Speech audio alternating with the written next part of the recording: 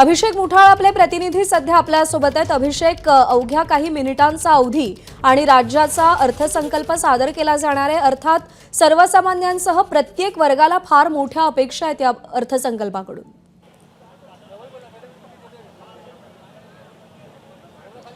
नक्कीच जर का आतापर्यंत पाहायचं तर मागील जो अर्थसंकल्प होता त्यामध्ये मोठ्या घोषणा आपल्याला होताना पाहायला मिळालेल्या होत्या। तशा मोठ्या घोषणा जरी का नसल्या तरी टप्प्याटप्प्यानं सरकारकडनं कुठंतरी ज्या योजना आत्ताला सुरू आहेत त्यामध्येच पैसे टाकण्याचा संदर्भात जो आहे तो विचार आपल्याला होताना पाहायला मिळू शकतो। प्रामुख्यानं जर का पाहायचं तर लाडकी बहीण योजना संदर्भातच सरकारनं आतापर्यंत 18,000 कोटी रुपये आपल्याला खर्च केल्याचं पाहायला मिळतं आणि त्यामुळे सरकारकडनं यंदा लाडकी बहीण योजना संदर्भात पैसे वाढवण्यासंदर्भात तरी विचार नसल्याचं सूत्रांकडनं कळतं आहे। दुसरीकडे जर का पाहायचं तर ग्रामविकासकडनं एक निर्णय सध्याला आपल्याला कळला आहे, ज्यामध्ये उमेद जे मॉल आहेत, जे उत्पादन मोठ्या प्रमाणात बचत गटांकडनं विक्री केले जातात त्यांच्यासाठी एकूणच जे मॉल आहेत त्याची उभारणी आपल्याला होताना पाहायला मिळेल। प्रायोगिक तत्वावर साधारणपणे 10 जिल्ह्यांमध्ये हे 10 मॉल उभारणी केली जाणार आहे।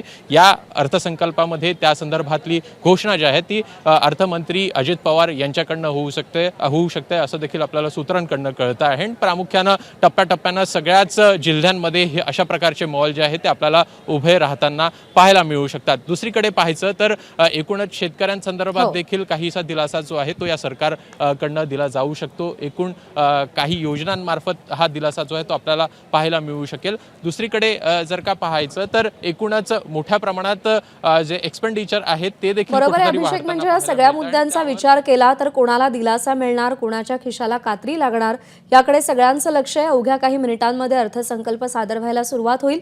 अपडेट घेत राहू। तुर्तास धन्यवाद दिलेल्या माहितीसाठी। एबीपी माझा, उघडा डोळे बघा नीट।